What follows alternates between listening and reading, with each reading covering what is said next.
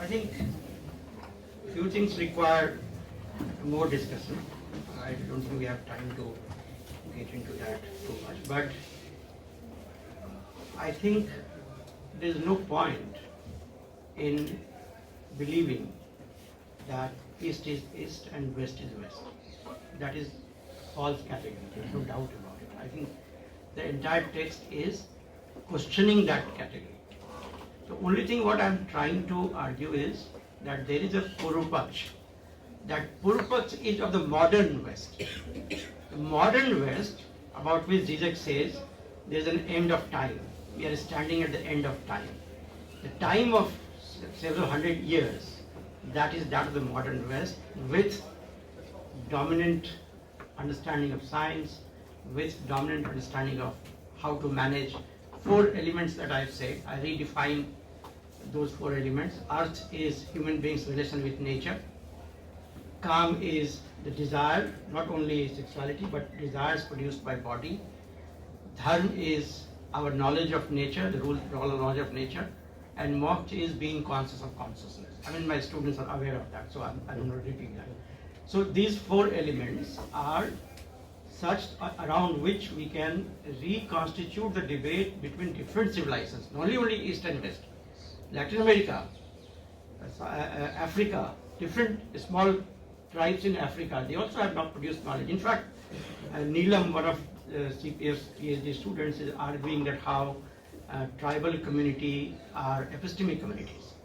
And there's entire worldview, there's a lot of philosophical elements, only that they don't express their philosophy the way we do it.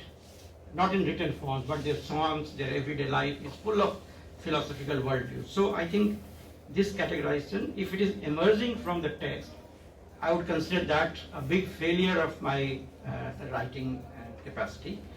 I never would mean. And then ACI, I think that's something that is very important.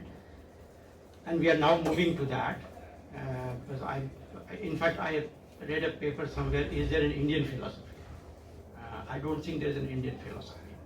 ACI is a unit. The artificial unit, India is an artificial unit. We have nation-state boundary, therefore we have created it. And several traditions are there. So on secularism, it's very interesting to note. It's a hypothesis one can examine and do further research on that. The word secular emerges from Seljuk. There was a Seljuk Empire. Rumi was official philosopher of the Seljuk Empire. And the pronunciation of that is almost like secular. The first Christian crusade was against the Seljuk Empire. And so the philosophy of Seljuk Empire was called secular. And that became secularism gradually because the Christianity was against that philosophy. And that philosophy was such, you know Rumi very well. So when Gandhi started talking of secularism, I think he drew from Rumi, not from the West. The Western secularism was anti-religion secularism. Gandhi's secularism was not anti-religion but critique within religion. So I think that is another thing. On Marx and religion, I think there is a need to rethink about the way Marxist writers have thought about it till now. And the root goes into the philosophy of science. And I have traveled the entire journey with a lot of time and energy and hard work. And what I've discovered is that positivism was not integral to Marxism, which became integral to Marxism due to Plekhanov. And there's a very interesting debate called Machism.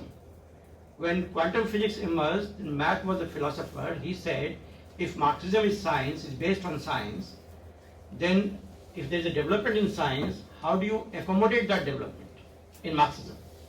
Because it is about consciousness there. The debate in Russia was very interesting. Plekhanov said that this is a conspiracy against Marxism. Stalin also said this is a conspiracy against Marxism. Quantum physics is conspiracy against Marxism. Only Lenin was very intelligent. He said, we are in the middle of the revolution. We cannot debate these things, but definitely we should accommodate that gradually and rethink about our understanding of reality. But quantum physics transformed the understanding of reality fundamentally, like the chaos has transformed the reality fundamentally.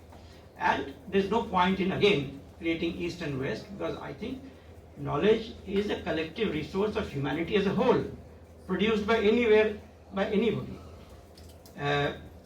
Then I think Purusharth and Vikar was a central point because that constitutes the central issue. I don't think I'm saying that, and precisely because of that I said it's Chintan, not Darshan, that I'm trying to take the Indian philosophy in a comprehensive way.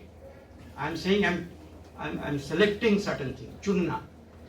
And what I have selected, there are two things I have selected. One, the idea of creating Purupaksh and Uttarpaksh, but that is very justified way of engaging in a debate.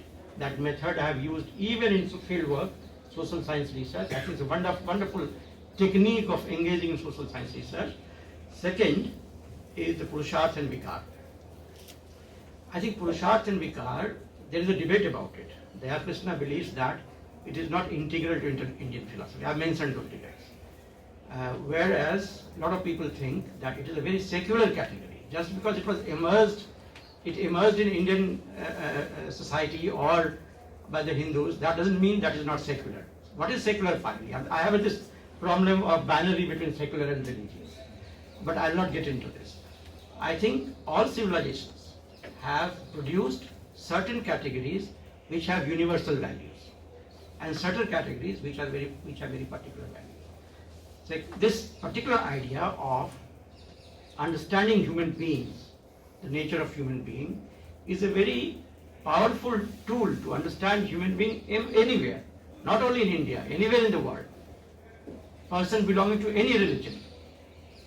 And I think I have a more complex theory of human nature, I guess, which I will try to write if I get time, that these 10 elements are constitutive of us and they are dependent on time and space in the sense, I gave this example to my students that when I was a student, being from Bihar, traveling from Patna to Delhi, till Banaras I used to thought I should become a bureaucrat.